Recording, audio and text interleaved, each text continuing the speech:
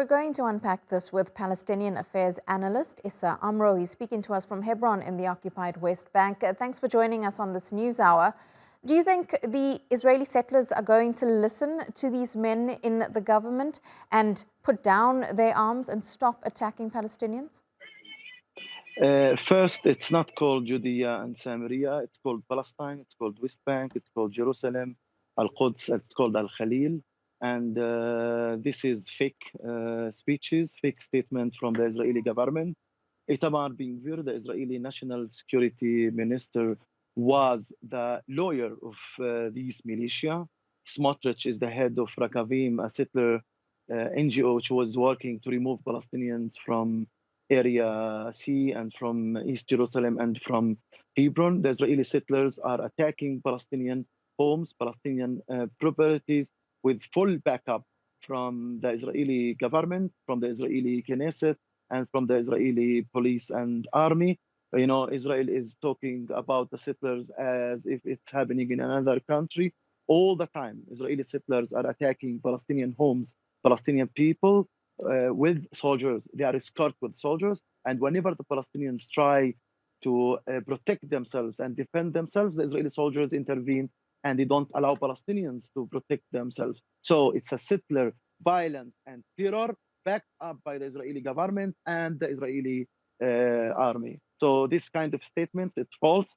It's because of the international media and because of the international pressure. They want to, try to disconnect themselves. But for us as Palestinians living in the ground, the settlers, the Israeli soldiers, and the Israeli government, they are all attacking us and attacking our rights.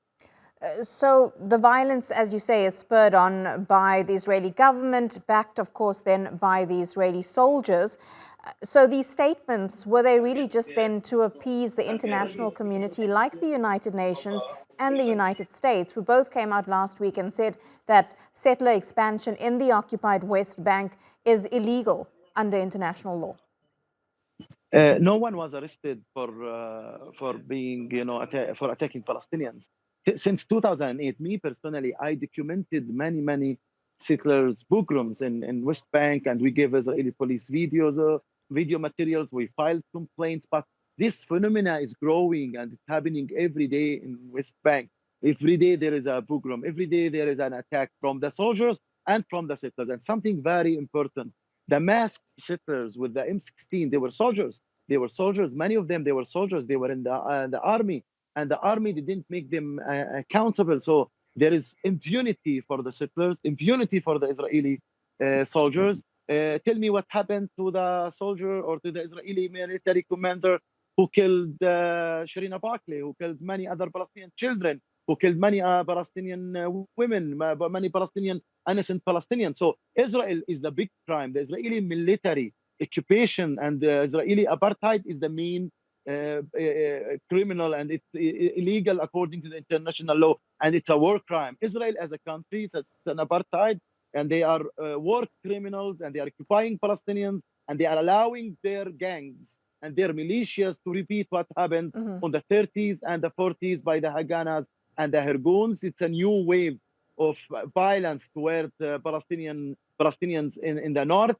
and the south and everywhere. In one hand, settlers attack Palestinian homes, Palestinian properties. In the other hand, Israeli government issues house demolition orders, issue to evacuate Masafar Yatta, Al-Khan Al-Ahmar, many other villages and many other compounds. They are issuing more and more new settlements in West Bank. So they are all working together. You see it in the videos you are showing now. The settlers are known to everybody who are shooting. Are they going to arrest them? Instead of condemning what the settlers do, they should make them accountable according to the international law and send them to jail as terrorists and as a war criminal. So, Issa, what options then do Palestinians have here? What can the people in this region actually do?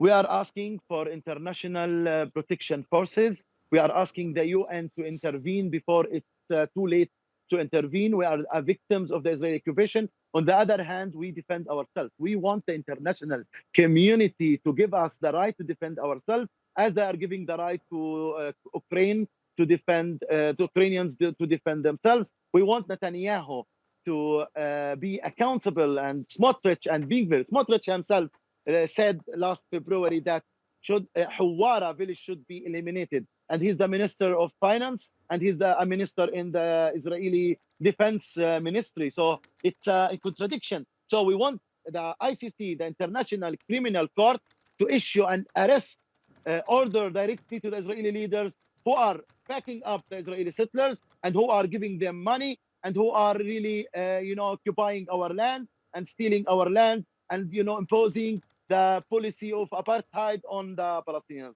The international mechanism should be implemented on Israel, and Israel should be accountable according to the international law. Issa Amro live there from Hebron. Thank you so much. Appreciate your time.